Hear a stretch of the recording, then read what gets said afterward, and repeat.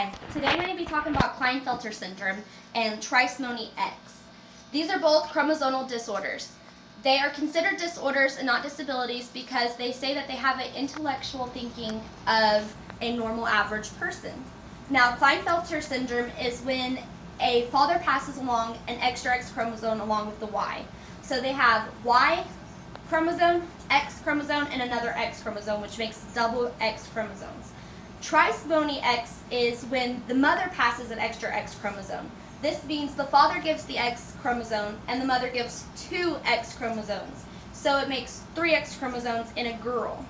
Now, I did a research on this disorder, and I found an article that's on the social behavior phenotype in boys and girls with an extra X chromosome, a comparison with autism spectrum disorder.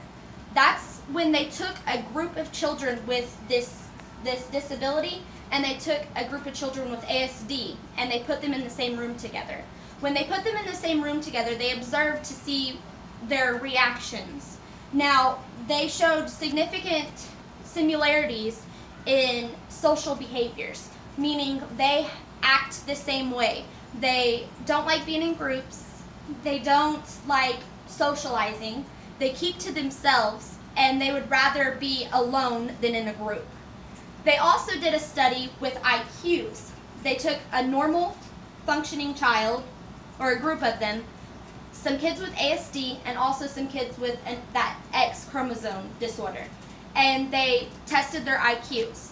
When they got the mean average of all of these, they showed that the ASDs have very similar IQs as the normal functioning, while the X group, which is the X chromosomed kids, they have a significant difference. They showed that their IQs were extremely lower than both of the ASDs and the normal functioning children. That means that they are slower than us, so they have developmental delays. So they function slower than a normal person would. While they show characteristics of the similarities of ASD children, they also show differences. So they have social problems with interactions, but they also have problems with their developmental.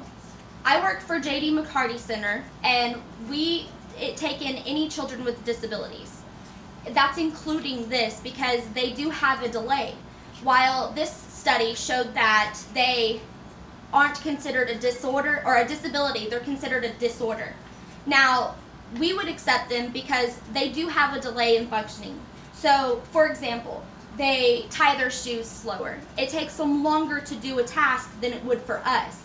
They have problems with eating.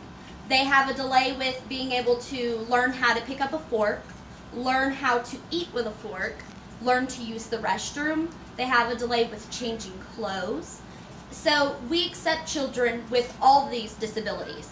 They range in various things. So to us, this child does have a disability, whereas the study says that they don't have a disability.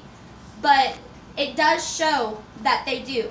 Now, with this, they said both boys and girls with an extra X chromosome are at elevated risks for defects in a speech, language, communication, development, and exhibit fine and gross motor impairments.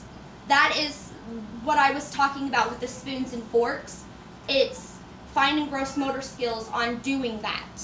They also say that their social skills is lower, like I said, meaning they have problems with groups and interactions. So they're like autistic children, but they are also like other children with disabilities because they have a delay in functioning.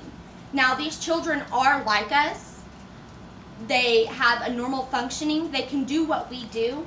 It's just slower.